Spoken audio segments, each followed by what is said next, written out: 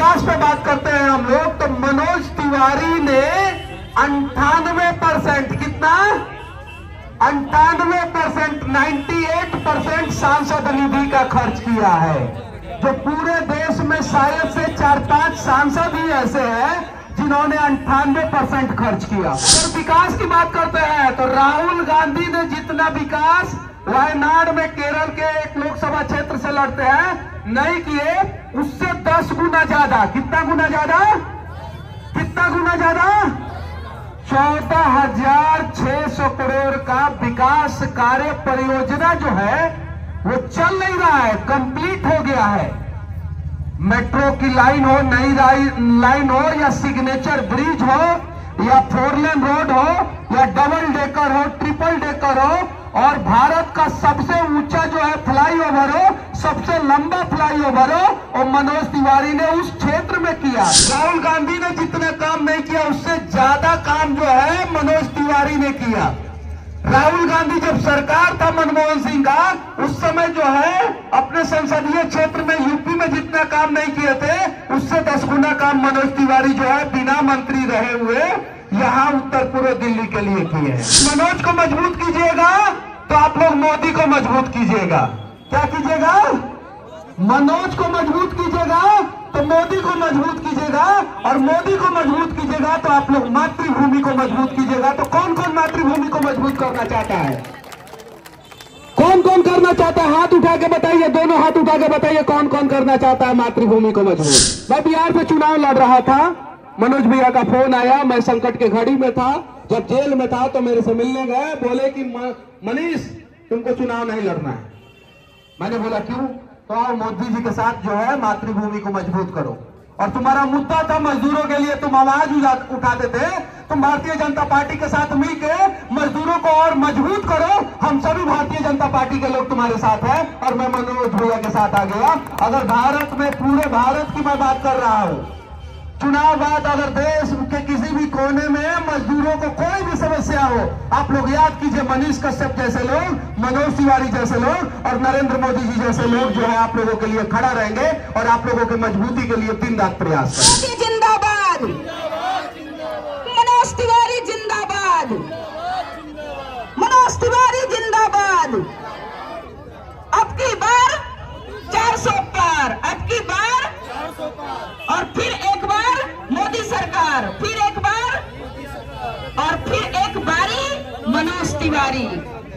मैं अब अनुरोध करती हूँ कि स्वागत की कड़ी को हम समाप्त करते हैं अब, और आदरणीय मनीष भैया जी से अनुरोध करती हूँ। मैं रेखा सिन्हा यहाँ से पूर्व निगम पार्षद रही, मैं आपसे अनुरोध करती हूँ कि आप के वचन यहाँ पर सुनने के लिए सभी आतुर हैं। आपका मार्गदर्शन सबको मिले कि हम सब चुनाव मैदान में हैं तो कैसे हम सब काम करेंगे। आपका आशीर्वचन। जय श्री राम। और जब हम लोग जय श्री राम बोलते हैं तो इसका मतलब ये नहीं कि हम लोग सिर्फ और सिर्फ धर्म की बात करते हैं। जय श्री राम बोलने का मतलब ये है कि हम लोग धर्म के साथ साथ राष्ट्र की बात करते हैं, राज्य की बात करते हैं और विकास की बात करते हैं। आप लोगों ने सुना होगा कि 2 साल पहले, 3 साल पहले कम्युनिस्ट विचारधारा के लोगों ने मंदिरों के बारे में एक प्रोपोगेंडा फैला दिया था कि मंदिर से विकास नहीं होता है। मैंने उस पर 7-8 वीडियो बनाया, देश के अलग अलग कोने में जाके घूम के बताया कि मंदिर से विकास होता है। उसके बाद से कम्युनिस्ट पार्टी वाले जो है वो चुप हो गए। कम्युनिस्ट पार्टी से एगो नेता चुनाव लड़े थे बेगूसराय में, नाम जानते हैं आप लोग? टुकड़े टुकड़े गैंग के पैदाइशी थे जेएनयू से, नाम जानते हैं ना? 4.5 लाख वोट से हारे बिहार में, बेगूसराय में। वीरों की धरती है बिहार की बेगूसराय। कितना लाख वोट से हारे थे? 4.5 लाख वोट से हारे थे। उसके बाद से कांग्रेस को लगा क्या कि पाकिस्तान के समर्थन से और टुकड़े टुकड़े के गैंग के सरदार को टिकट दे देने से दिल्ली में कुछ हालात बदलेगा कांग्रेस का। तो कांग्रेस ने यहीं पे गलती कर दिया, और सबसे बड़ा गलती कांग्रेस ने यही किया है कि अगले 10 साल बाद जो है, जैसे डायनासोर पे रिसर्च होता है ना, जो धरती से विलुप्त हो गया प्रजाति, वैसे ही 10 साल बाद रिसर्च होगा कि कौन सी ऐसी राजनीतिक पार्टी है जो धरती से विलुप्त हो गई, तो पता चलेगा कांग्रेस। कि कांग्रेस का डायनासोर का डीएनए सेम है, दोनों विलुप्त होने वाला डीएनए है। विकास पे बात करते हैं हम लोग, तो मनोज तिवारी ने 98%, कितना 98%, 98% सांसद निधि का खर्च किया है, जो पूरे देश में शायद से 4-5 सांसद ही ऐसे हैं जिन्होंने 98% खर्च किया हो। अगर विकास की बात करते हैं तो राहुल गांधी ने जितना विकास वायनाड में केरल के एक लोकसभा क्षेत्र से लड़ते हैं नहीं किए, उससे 10 गुना ज्यादा। कितना गुना ज्यादा? कितना गुना ज्यादा? 14,600 करोड़ का विकास कार्य परियोजना जो है वो चल नहीं रहा है, कंप्लीट हो गया है। मेट्रो की लाइन हो, नई लाइन हो, या सिग्नेचर ब्रिज हो, या 4 लेन रोड हो, या डबल डेकर हो, ट्रिपल डेकर हो, और भारत का सबसे ऊंचा जो है फ्लाईओवर हो, सबसे लंबा फ्लाईओवर हो, और मनोज तिवारी ने उस क्षेत्र में किया जिस क्षेत्र को शीला दीक्षित की सरकार अछूत समझती थी और यहाँ पे विकास का कार्य करने के लिए का प्रयास भी नहीं करती थी। उस क्षेत्र में मनोज तिवारी ने ये काम किया। ये सारा काम जो है डेटा के साथ है। अब कंपेयर कीजिए कि एक भारतीय जनता पार्टी का साधारण सा सांसद और एक कांग्रेस का अध्यक्ष राहुल गांधी ने जितना काम नहीं किया उससे ज्यादा काम जो है मनोज तिवारी ने किया। राहुल गांधी जब सरकार था मनमोहन सिंह का, उस समय जो है अपने संसदीय क्षेत्र में यूपी में जितना काम नहीं किए थे उससे 10 गुना काम मनोज तिवारी जो है बिना मंत्री रहे हुए यहां उत्तर पूर्व दिल्ली के लिए किए हैं। अभी मनोज को मजबूत कीजिएगा तो आप लोग मोदी को मजबूत कीजिएगा। क्या कीजिएगा? मनोज को मजबूत कीजिएगा तो मोदी को मजबूत कीजिएगा, और मोदी को मजबूत कीजिएगा तो आप लोग मातृभूमि को मजबूत कीजिएगा। तो कौन कौन मातृभूमि को मजबूत करना चाहता है? कौन कौन करना चाहता है? हाथ उठा के बताइए, दोनों हाथ उठा के बताइए कौन कौन करना चाहता है मातृभूमि को मजबूत। मैं बिहार से चुनाव लड़ रहा था, मनोज भैया का फोन आया, मैं संकट के घड़ी में था, जब जेल में था तो मेरे से मिलने गए, बोले कि मनीष तुमको चुनाव नहीं लड़ना है। मैंने बोला क्यों? तो आओ मोदी जी के साथ जो है मातृभूमि को मजबूत करो।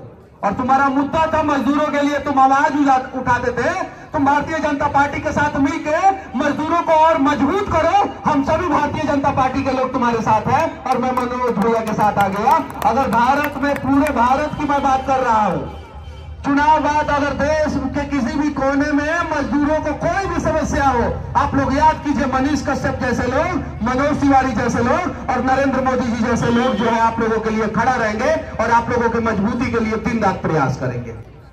ये कांग्रेसी साहब अफवाह फैला रहा है कि विकास हुआ ही नहीं है, विकास हुआ ही नहीं है, विकास हुआ ही नहीं। अरे विकास नहीं हुआ तो राहुल गांधी दूसरी जगह से काहे चुनाव लड़ रहे हैं? कई जगह से चुनाव लड़ रहे हैं? कई जगह से? कई जगह से? 2 जगह से। कई 2 जगह से चुनाव लड़ रहे हैं? अरे राहुल गांधी का विकास हो गया, पहले एक जगह से चुनाव लड़ते थे, मोदी जी ने विकास को दुगुना कर दिया तो राहुल गांधी 2 जगह से चुनाव लड़ने लगे। हुआ कि नहीं विकास? और राहुल बाबा बताइए आपका विकास हुआ कि नहीं? आप अपने अंदर झांक के देखिए कि पहले एक जगह से आप चुनाव लड़ते थे, अब 2 जगह से चुनाव लड़ रहे हैं। हालात बदला। पूरे भारत में सबसे लंबा एक्सप्रेसवे कहां बना? पूरे दुनिया में सबसे लंबा एक्सप्रेसवे कहां बना? भारत में। पूरी दुनिया में सबसे ऊंचा रेलवे ब्रिज कहां बना? भारत में। सबसे बड़ा टनल कहां बना? भारत में। तो ये विकास का कार्य नहीं है तो और क्या है? मुंबई में 30 किलोमीटर लंबा पुल जो है हम लोगों ने समंदर के ऊपर बना दिया। हाँ, मोदी जी की एक खासियत है, वो विकास के साथ साथ विरासत की बात करते हैं। विकास के साथ साथ विरासत की बात करते हैं और धारा 370 उन्होंने हटाया, जम्मू कश्मीर का पूरा विरासत बचाया और उसके बाद से राम मंदिर बनवाया, पूरे हिंदुओं का स्वाभिमान बचाया। तो ऐसा प्रधानमंत्री तीसरी बार जीतनी चाहिए कि नहीं जीतनी चाहिए? अब चाचा, अगर आप अपनी बेटी को जो है सिर्फ और सिर्फ खाना बनाते हुए देखना चाहते हैं, बहू को खाना बनाते हुए देखना चाहते हैं, तब तो ठीक है कांग्रेस। अगर आप अपनी बेटी को सदन में भेज के देश चलाने का प्रयास करवाना चाहते हैं तो नरेंद्र मोदी जी ने 33% आरक्षण देके हमारी मातृशक्ति को मजबूत किया। किसी ने इसके पहले किया क्या? नहीं किया।